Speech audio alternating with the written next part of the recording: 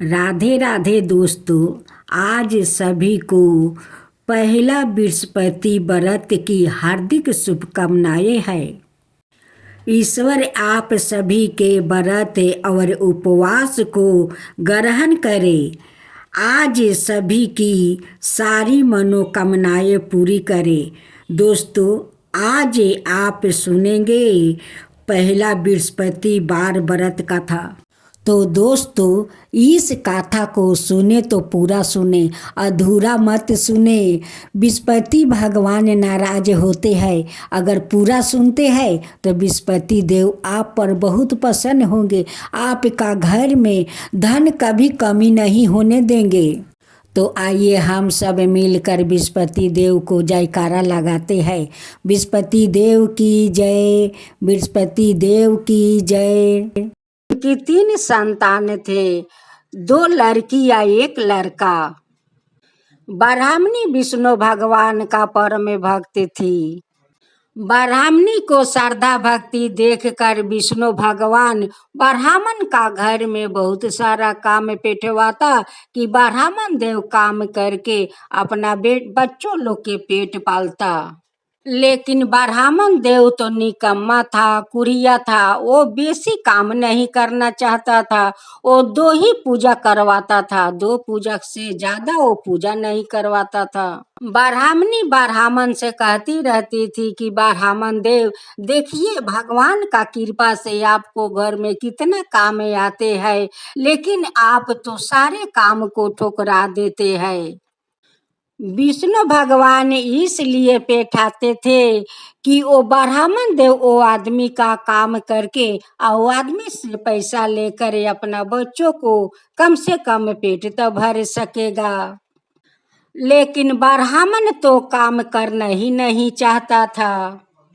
ब्राह्मणी विष्णु भगवान से हाथ जोड़कर कहती कि हे विष्णु भगवान, आपको तो कोई कसूर नहीं है। आप तो धन घर में बैठाते हैं, लेकिन मेरे निकम्मा पति देव वो धन को बिटोरना नहीं चाहते हैं। भगवान वो बिटोरना नहीं चाहते हैं। वो ब्राह्मणी आदमी को घर में काम करके अपना बच्चों को पेट पोस रही थी। वो अपना जैसे तैसे गुजारा कर रही थी। ब्राह्मणी का बेटा 16 साल के था, एक बेटी 10 साल के थी, एक बेटी 5 साल के थी। लेकिन ब्राह्मणी का बेटा तो कोई पूजा पाठ नहीं करवा सकते थे, क्योंकि उनकी तो अभी तक जनेऊ नहीं हुआ था। जब तक उनकी जनेऊ नहीं हो जाता है, वो तब तक वो पूजा नहीं करवा सकता है। ब्राह्मणी अपना ब्राह्मण को हमेशा बुझाती रहती है कि हे ब्राह्मण देव देखिए, हम लोग का 3 संतान है, अभी तो वो लोग छोटे छोटे हैं। आप थोड़ा बेसी पूजा पाठ कर लीजिए कि बेसी पैसा मिलेगा, तो अपना बेटा को मैं जनेऊ करवा दूंगी। अगर आप बेसी पूजा पाठ नहीं करेंगे, बेसी आपको दक्षिणा नहीं मिलेगा, तो बेटा को हम लोग कैसे जनेऊ करवाएंगे? बताइए कैसे करवाएंगे हम लोग?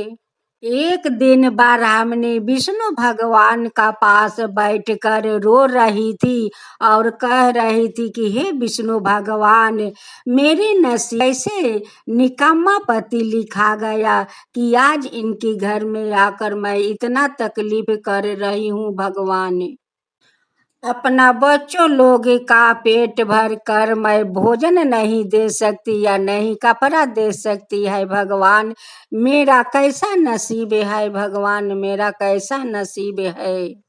माँ लक्ष्मी विष्णु भगवान से कहती है कि हे प्रभु, आपका भक्त देखिए कितना तकलीफ में है, वो कितना रो रही है। उनकी पति तो निकम्मा है प्रभु, वो तो निकम्मा है, बेसी पूजा पाठ नहीं करवाना चाहता है और नहीं घर में बेसी धन ले आना चाहता है। वो ब्राह्मणी अपना बच्चों को पेट भर भोजन नहीं दे सकती है, नहीं कपड़ा दे सकती है। उनकी कितना तकलीफ है प्रभु, कितना तकलीफ है।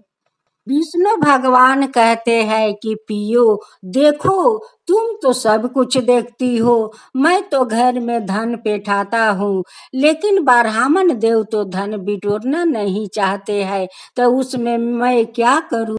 उसमें मैं क्या कर सकती हूँ पिए, क्या कर सकती हूँ। एक दिन ब्राह्मणी काम करने गई थी, और घर वाला लोग उन्हें बासी रोटी दिया था। ब्राह्मणी अपना तीनों बच्चों को थाल में एक एक रोटी देती है, और एक रोटी बच जाता है तो अपना थाल में डाल लेती है। फिर ब्राह्मण के ओर घूम के देखती है, कहती है कि वो तो ब्राह्मण उपास से सो जाएगा। ब्राह्मणी एक रोटी हाथ में लेकर सोच रही थी कि जैसा भी है वो मेरा पति है, अब मैं उनकी अर्धांगिनी हूँ, उन्हें मैं कैसे उपास सोने दूं। यही सोच कर ब्राह्मणी रोटी को दो टुकड़ा करती है, एक टुकड़ा अपने थाल में रखती है और एक टुकड़ा थाल में ले जाकर ब्राह्मण को खिलाती है। माँ लक्ष्मी विष्णु भगवान से कहती है कि प्रभु देखिए, ब्राह्मणी को देखिए, कैसे वो एक रोटी में दो टुकड़ा करती है, लेकिन वो अकेले नहीं खा पाती है। आधे टुकड़ा रोटी अपने लिए रखती है और आधे रोटी जाकर वो ब्राह्मण को खिला देती है। माँ लक्ष्मी कहती है कि प्रभु, वो ब्राह्मणी तो आपका परम भक्त है, उनके लिए कुछ आप कीजिए, उनके लिए कुछ आप कीजिए। नहीं अपना बच्चों को पेट भर भोजन खिला सकती है, और नहीं अपना बेटे को वो जनेऊ कर पा रही है प्रभु, नहीं, उनके लिए आप कुछ कीजिए प्रभु, आप कुछ कीजिए। उसी गांव में एक साहूकार रहता था, और साहूकार का घर में बहुत बड़ा पूजा था। साहूकार का एक रिश्तेदार का भाई था, जो भाई पूजा में नहीं आए हुए थे।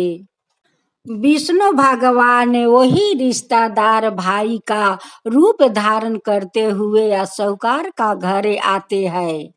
साहूकार कहता है कि भाई जाओ ब्राह्मण देव को बुला लाओ, पूजा के मुहूर्त निकल रहा था।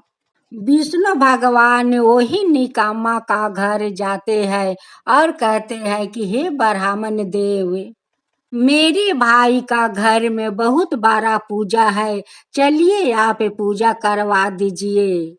ब्राह्मणी वहीं पर बैठी थी। विष्णु भगवान कहते हैं कि बहन, ये तीनों संतान आपका है। वो कहती है कि हाँ भैया, ये तीनों संतान मेरा ही है। देखिए मेरा बेटा तो 16 साल का हो गया, हम लोग का भी तो इतना पैसा नहीं है कि अपना बेटा को मैं जनेऊ करवा सकी भैया। ये मेरा निकामा पति है कि भैया दो पूजा से वो ज्यादा नहीं करवाते हैं। विष्णु भगवान कहते हैं कि क्यों बहन, वो दो पूजा से ज्यादा ब्राह्मण देव पूजा नहीं करवा सकते हैं। ब्राह्मणी कहती है कि भैया मेरा तो नसीब खराब है कि ये निकम्मा के साथ मेरा शादी हो गया। ये दो ही पूजा करवाएगा, तीसरा पूजा नहीं करवाएगा भैया। मैं ब्राह्मण देव को समझा समझा कर मैं थक गई हूँ। रुपया विष्णु भगवान कहते हैं कि ब्राह्मण देव, मेरे भाई तो बहुत पैसा वाला है, अपना बेटे को ले चलिए और वही पर जनेऊ करवा दीजिए। ब्राह्मण देव कहते हैं कि भाई ऐसा हो सकता है, वो साहूकार जी मानेंगे, मेरे बेटे को जनेऊ होने देंगे। विष्णु भगवान चाहे तो वो सब कुछ करवा सकते हैं। इस बात को तो किसी को पता नहीं है कि जे साहूकार का भाई बनकर आया है वही तो विष्णु भगवान है। ब्राह्मण देव को बेटा को विधि विधान के साथ जनेऊ हुआ। इधर ब्राह्मण देव का बेटा को जनेऊ हो गया और उधर विष्णु भगवान अंतर ध्यान हो गए। लोग झूठ नहीं कहते हैं, भगवान जिस पर खुश हो जाते हैं उनकी मनकामना सारे पूरा कर देते हैं। विष्णु भगवान का माया जाल तो विष्णु भगवाने जाने। विष्णु भगवान तो अपना माया जाल से ब्राह्मण देव को बेटा को जनेऊ करवा दिया।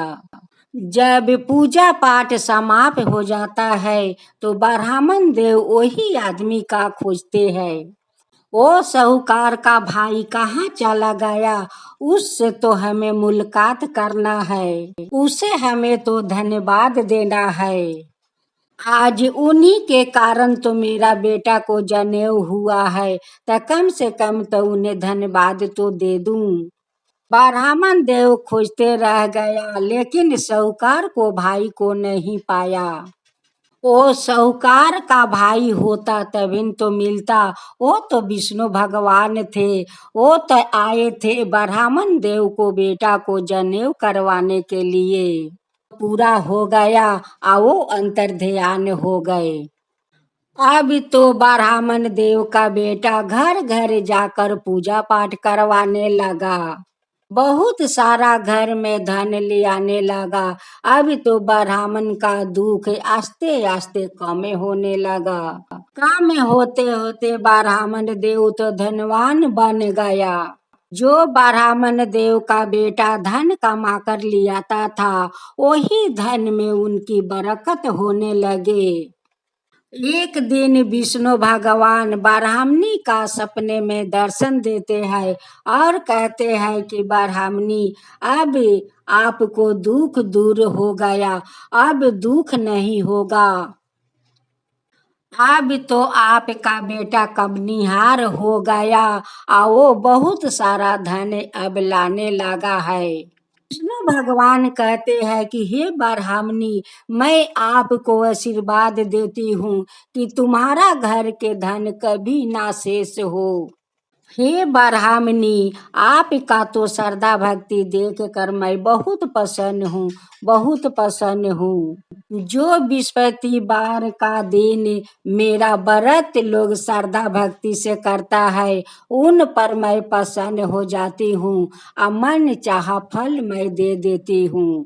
उन पर मैं कभी दुख तकलीफ नहीं आने देती हूँ। हे विष्णु भगवान, जैसे वो ब्राह्मण देव का बेटा को अपना माया जाल से उनकी जनेऊ करवाया भगवान और उनके घर में धन धन भर दिया भगवान, वैसे ही सबके ऊपर कृपा कीजिए और सबके घर में धन भर दीजिए। विष्णु भगवान की जय हो, विष्णु भगवान की जय हो। लक्ष्मी मैया